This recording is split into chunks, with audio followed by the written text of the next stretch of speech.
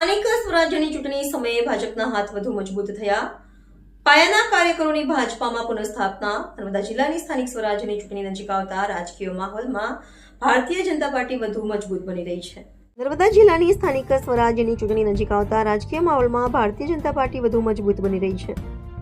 ખાસ કરીને ભાજપના પાયાના અને નિષ્ઠાવાન કાર્યકરો ફરીથી પક્ષમાં પુનઃસ્થાપિત થતા પાર્ટીની સંગઠન શક્તિમાં વધારો થયો છે. કોઈ કારણવશ અગાઉ પક્ષથી અલગ થયેલા ભાજપના પાયાના કાર્યકરો સુનિલભાઈ પટેલ, સોમાભાઈ વસાવા તથા દિનેશભાઈ બારિયાને ભાજપમાં શ્રી કમલમ ખાતે પુનઃસ્થાપિત કરવામાં આવ્યા છે.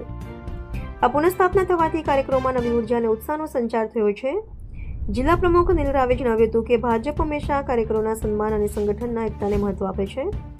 આગામી સ્થાનિક સ્વરાજ્યની ચૂંટણીમાં ભાજપની જીત માટે સૌ કાર્યકરો એકજૂટ થઈને જનસંપર્ક અને પ્રચાર કાર્યમાં જોડાશે. આ પ્રસંગે હાજર આગેવાનો અને કાર્યકરોએ એકમતથી સંકલ્પ વ્યક્ત કર્યો કે નર્મદા જિલ્લામાં ભાજપનો વિકાસમુખી એજન્ડો લોકો સુધી પહોંચાડીને પક્ષને વિજય અપાવશે.